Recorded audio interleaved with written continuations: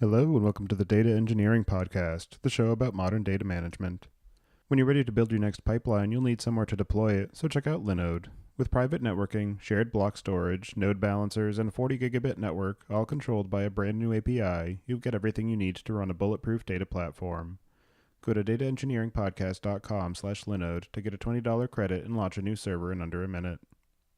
And are you struggling to keep up with customer requests and letting errors slip into production? Want to try some of the innovative ideas in this podcast but don't have time? Data Kitchen's Data Ops software allows your team to quickly iterate and deploy pipelines of code, models, and datasets while improving quality. Unlike a patchwork of manual operations, Data Kitchen makes your team shine by providing an end-to-end data ops solution with minimal programming that uses the tools you love. Join the data ops movement today and sign up for the newsletter at datakitchen.io/DE.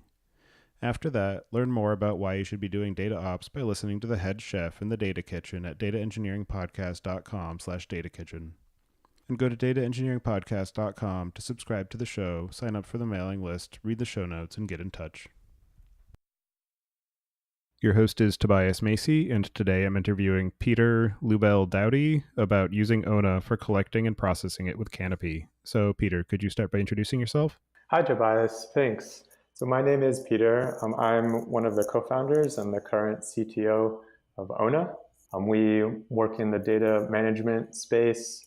I have an office in New York, but we're sort of spread around globally with a larger office in Nairobi and Kenya as well. And so do you remember how you first got involved and interested in the area of data management? Yeah, so a key motivation behind my current company is to bring what are standard tools in the commercial sector to the challenges in global health and humanitarian work. This intersected with my personal interests since around 2003, starting with a Stanford undergraduate research grant in finding meaningful applications of machine learning research. And when we started our work at Ona, it became clear that the first step to building ML systems was to get data into a robust data management platform. Sometimes this meant making existing data systems accessible, but more often it was getting data digitized in the first place. And just as often as that, it was getting data collected in any form at all. So you ended up starting Ona to try and help bring some of these technologies to a broader scale and potentially smaller organizations. So can you discuss a bit about what it is that you do at Ona and how you got the company moving? Yeah, so our mission at Ona is to improve access to vital services through better data. So a lot of the organizations we work with and the space we work with in the international development, humanitarian, global health space, the tools there are not what we're used to in the commercial sector. They're often building customized systems and sometimes not aware of the latest advances in data engineering and data management platforms. So our products and our services are both offered as SaaS products and as configurable solutions where we might work more in depth with our partners and our clients. The work actually came out of research that all of the co-founders were doing together at Columbia University at the Sustainable Engineering Lab there. And that's where we first started the platform that you now find on our site at ona.io, and also a health systems platform called the Open Smart Register Platform, or OpenSRP. All of this work sort of began in this research lab, and we saw that within that setting, we couldn't really reach our customers. We couldn't take on the types of contracts and build the types of relationships we needed to be successful. So we sort of spun out of that and formed a company. That was it'll be 5 years in October. Can you give some of the examples of some of the types of customers and organizations that you work with with Ona, and some of the types of problems that they're using your platform to address? Sure. With larger organizations like the World Health Organization and the Gates Foundation, the problems they have are on a larger scale. So they want something that they can promote as a comprehensive solution to tracking digital health, managing a large set of ongoing data collection problems. We also work with customers on more specific projects where we might apply our platform to a specific use case. For example, we have a partnership working on malaria elimination in Southern Africa, where they use products built on top of our tools to track the vectors of malaria infection and spray houses with DEET, improve the coverage and eliminate the disease. Another sort of specific project we work on is in supply chain management, tracking vaccine supplies throughout supply chain in low resource environments. And for people who are using your platform, what does the workflow look like for being able to collect data? And what are some of the types of environments that they're working in and the types of information that they're able to collect using your platform? So we use a generic standard called the XForm standard. And on top of that, a extension we came up with at the Columbia lab called XLS forms. Excel is such a common tool among our users that this has opened up a lot of opportunities for them to both create and share forms amongst each other. This standard supports text, numeric images, GPS points, including dynamic selects where you might have one form that embeds the results of collection that's happened in another form. So for example, you could use one form to collect a set of villages, and then in the other form have a field worker load up that set of villages and then enter additional information about a specific village. We also support generic programming concepts like conditional branching logic and repeat statements. We even had one group of partners that embedded a linear regression system into their form so that they could do rapid diagnostic for TB based on patient symptoms at the time of collection. And so when people are collecting data using the mobile forms, there's always the potential for either inaccurate data entry or using the wrong data types or skipping fields. So what are some of the mechanisms that you use to ensure accuracy and fidelity of the data that's being collected at the point of capture to prevent integration or accuracy issues further down the analysis pipeline?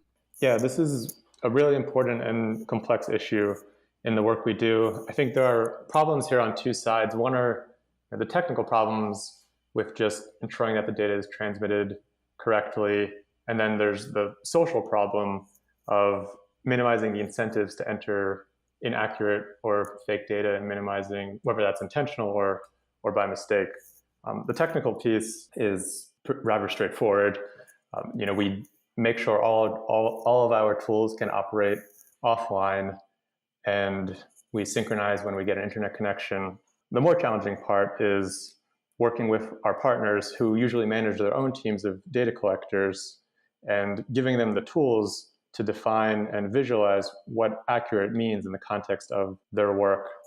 Part of that is having filtered view sets, so an organization can define what an outlier is and use those to remove outliers or highlight outliers and then follow up with their field staff, make corrections. One of the complexities here is that this incentivization to report data quickly, report potentially incorrect data so that they can hit a deadline or a work milestone is sort of an ever-present danger. To do more complex analysis on the data, maybe breaking it down by the field worker who collected it, looking for surprise values in it, performing outlier analysis and other anomaly detection methods. We enabled that through our API and some dashboards that we built or that we'll build in partnership with our clients so that they can pull data directly out of the collection platform as it's being collected, pull it into R and sort of perform whatever statistical analysis they need to. A related feature that we've had selectively available within the system for a long time, but are now rolling out to the general cloud platform, is a review or approve option so that users can mark what is accurate and attach a comment thread to individual data submissions. What are some of the potential difficulties in terms of ensuring that everyone is using the same versions of a form, or at least being able to capture the version of the form as metadata when you're doing analysis further on, so that you don't accidentally either mismatch field types or have gaps in the data that you're processing, and then also potential issues with data corruption at the storage level before it gets transmitted or during transmission to the analytics platform? So on the side of data corruption, we rely on the open source platform Open Data Kit, which stores the raw data on the SD card on device. usually, so that if there is a problem in transmission, we still have a record on the device and they can retransmit it, or they can also pull it off of the card onto a machine and then upload the raw files on the machine. So that handles most of the corruption on device issues. With regards to form versioning, we track the version of the form on our server side. So when you are submitting from the mobile application, it's against the specific version of the form that is stored on our server. And then in the management web application, you can choose to export from a specific version of the form. So for example, you might have removed some columns in a newer version. You can export from an older version to see those columns. So a lot of our groups might export from a couple of versions and then merge those downstream. There's definitely a use case for doing that merging across form versions in the application. That's not something we've addressed within Ona. We sort of see Ona as its responsibilities around data collection. A data analysis tool, our data warehousing tool, Canopy, is more suited towards that type of merging integration between different versions or multiple data sets. And when you're collecting data or receiving data submissions, is it primarily field workers with a given organization who might have some form of training in terms of how to collect or represent the data in whatever form is necessary? Or do you also have users where any general user is able to submit information either using the form or into the data platform for being able to scale out data collection where you don't necessarily have as many people available to go around and perform surveys or interviews or anything along those lines? Yeah, so both of those are supported in the platform. Definitely most of our users, at least the majority, probably closer to 70% or 80%, operate with dedicated field workers who have user accounts and have some sense of what they are collecting on. But you can, as a form manager, you can accept submissions from anywhere. We have had other groups that have done sort of broader population studies. They might distribute a form link through social media and then have anybody submit to it and do the analysis later on after the fact. And once the data is submitted, what are some of the integration challenges that you have found to be unique or particular to the types of information that is getting collected in these types of environments and these types of use cases?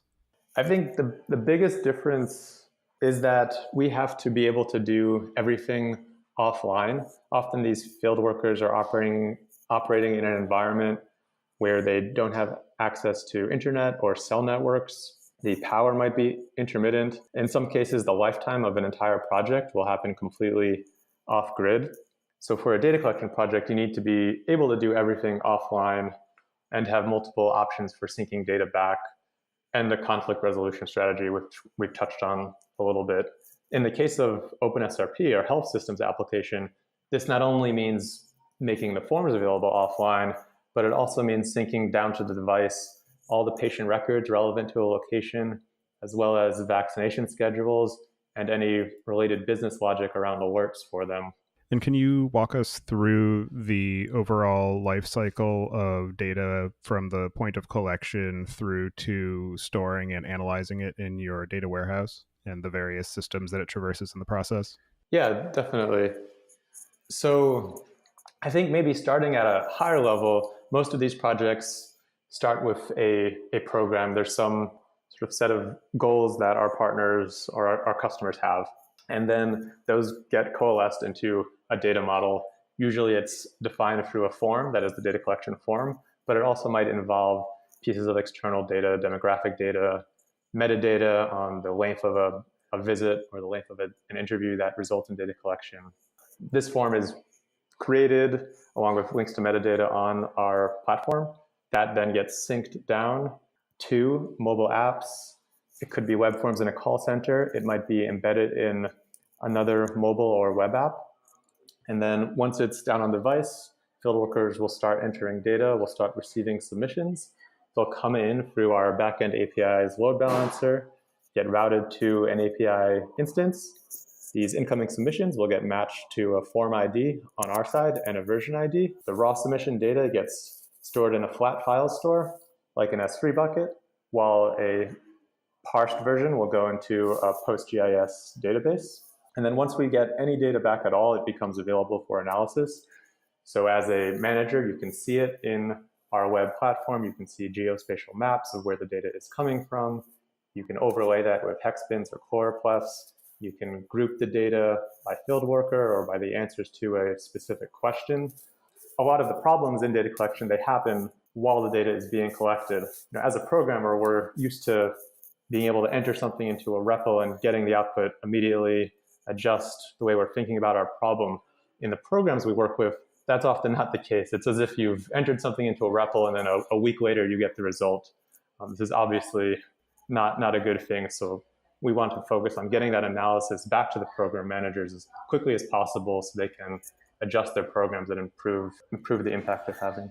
And when I was doing some of the initial investigation about the work that you're doing, it looks like you're using NiFi as sort of the central routing and integration component for being able to collect the data and then distribute it to various destination points. And I'm curious what your experience has been using that and some of the decision making that went into choosing that as the sort of backbone of your platform versus any of the other available tooling. So over the years, as we've worked on our data collection system, we saw this common theme where users want some further analysis on top of their data. So it goes into one platform, and then there's a custom web app that's built to process it in some minor way, a custom visualization that's built to display the customized version. The decision to go with NiFi came out of needing a common integration layer from the various data sources that we would connect to. For example, the health data that we're collecting in our OpenSRP system, we often want to view that in line with data that's coming in through Ona. So in past projects, a couple of years ago, we might have built a web service that pulls in these two data streams. But using NiFi lets us have that general data integration layer, which is also accessible not just to engineers, but also to data analysts. And we can turn around our projects quicker, develop templates, and have a sort of organizational wide standard. In terms of the sort of the processing layer, we actually do use Kafka for routing after it comes into NiFi.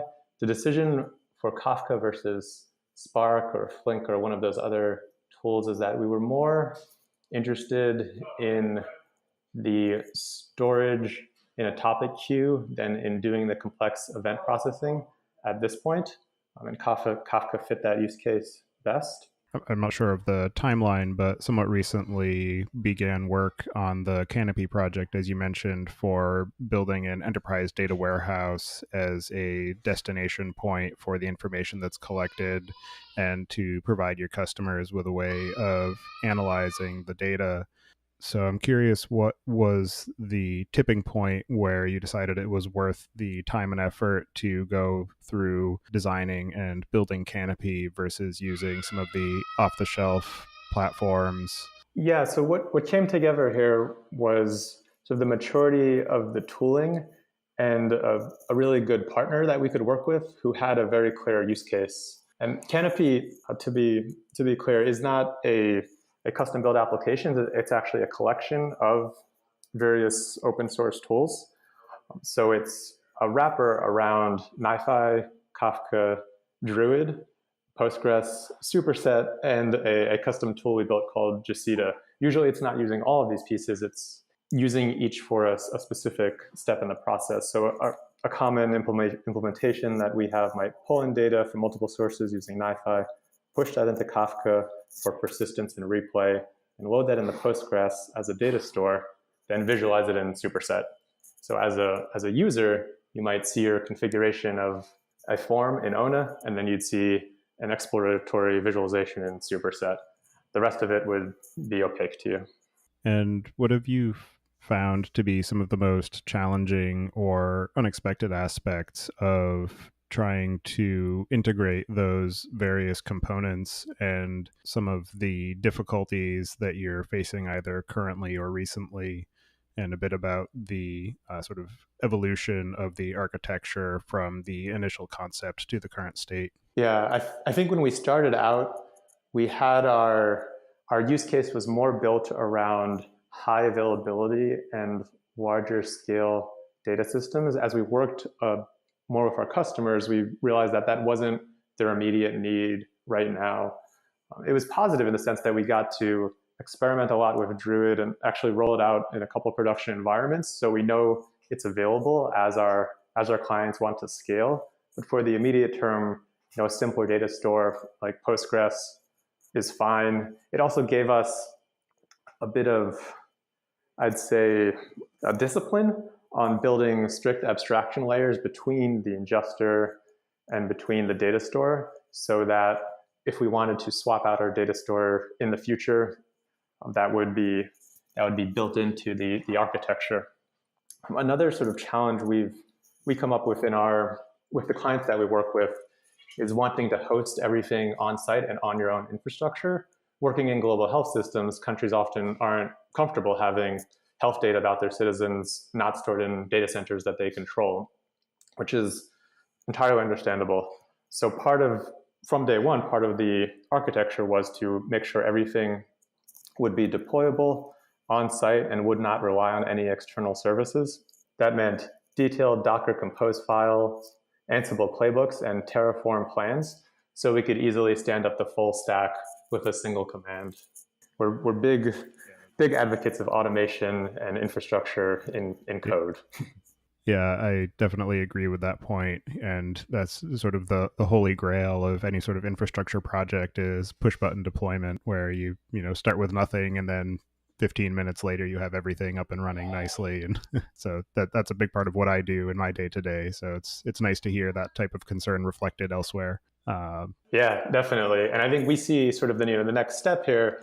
We can now do this where we might customize configuration files, but obviously there's a meta tool that can be built around this where your deployments turn into configuration files, and those configuration files get translated into a country-specific Docker file, Ansible playbook, and Terraform plan. So we're sort of looking towards the future and building that out. For people who might be considering using Canopy in their own environments, what are some of the either pieces of advice that you would provide or notes of caution that they should be thinking about that might dissuade them from using Canopy or encourage them to use it given a particular set of use cases?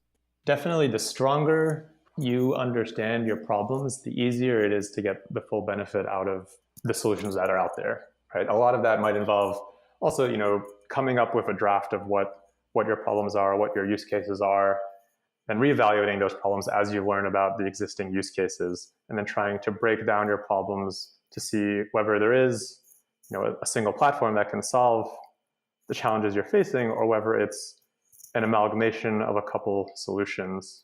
I think one thing to also keep in mind is that the more you can break down your problems into sub-problems, the easier it will be to find solutions that have alternatives, so that you can either grow as a sub-problem shifts and there's another alternative that you can use that solves it in a better way, or if there's a competitor that becomes available and that ends up being a better solution for that sub-problem. So the modularity, the flexibility, the extensibility within the challenges you're facing is important to keep in mind and clarify as much as possible. What are your plans for the future of Ona and Canopy and some of the goals that you have going forward? Yeah, so the technical vision and both the mission behind what we are doing has always been to get to the point where we're using the information that's received through our platforms to automatically improve and optimize programs as they are in process. One example of this is when working with a nutrition program in Somalia during last year's drought, we saw that food distribution sites were based on where the security situation was safest and not where there was the greatest demand for food. So, currently, the way things are set up, that's done by visual inspection. You can see on some geospatial maps pulling in from our data collection platform, that these circles don't line up. But in the future, we'd like that type of insight to be generated automatically so that it can create notifications or alerts, and a program manager can use that to refine their programs and have greater impact. So closing that circle between data collection, analysis, and improvement. And are there any other aspects of the work that you're doing with Ona and Canopy, or the area of data collection and sort of humanitarian data efforts that we didn't discuss that you think we should cover before we close out the show? Not particularly. I guess I'd just like to add that there is a lot of interesting work going on in the humanitarian and global health sector that a lot of us in the tech world don't get exposed to that often. It's a very interesting place to sort of see the limits of tools that we built for an environment that's always connected, always powered. And some of those limits really expose new problems that can lead to insights and improve sort of the state of technology globally. So it's been a very interesting experience for me to get involved in this area and have my conceptions about how the technology that we use every day works be challenged. Yeah, it's definitely easy to overlook some of the different ways that data is generated and collected and the ways that it's being used, because there's so much attention being paid to big data and fast data and things moving at high velocity and high scale, that it's easy to forget about the fact that there are a lot of interesting challenges with small granular data, issues with data integration and data cleanliness for sort of distributed data collection and some of the various problems that go into that. So yeah, I definitely second your point that it's easy to get stuck in tunnel vision of what the sort of a certain segment of the tech population is discussing, that you become blind to some of the other areas that our skills and technologies can be put to use. Yeah, we often joke that we focus on fat and short data compared to big data where you have a couple of columns and millions of records. A lot of our data sets are hundreds of columns and thousands of records. So it's a different use case and a lot of interesting challenges there. And for anybody who wants to follow the work that you're up to or get in touch or about anything we talked about here, I'll have you add your preferred contact information to the show notes. And as a final question, I'd like to get your perspective on what you see as being the biggest gap in the tooling or technology that's available for data management today. The biggest gap that I see is automated systems to merge and integrate different schemas. A lot of the problems we have are similar data sets with different schemas that we want to see in a unified way. And right now, those are combined on an ad hoc basis. Sure, we have the ontologies, the ideal data dictionaries, those all exist out there. But on the ground, in the computer systems that are distributed throughout the world, that's not what the data looks like.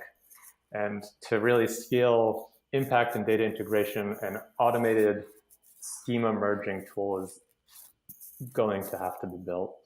We're looking forward to integrating that and helping build that in the future. All right. Well, thank you very much for your time and for telling me about the work that you're doing with Ona and Canopy. It's definitely an interesting problem space, and it's good to see that people are focusing on that. So thank you for your time today, and I hope you enjoy the rest of your evening. Thanks, Tobias. I was glad to be on here. Thank you for having me.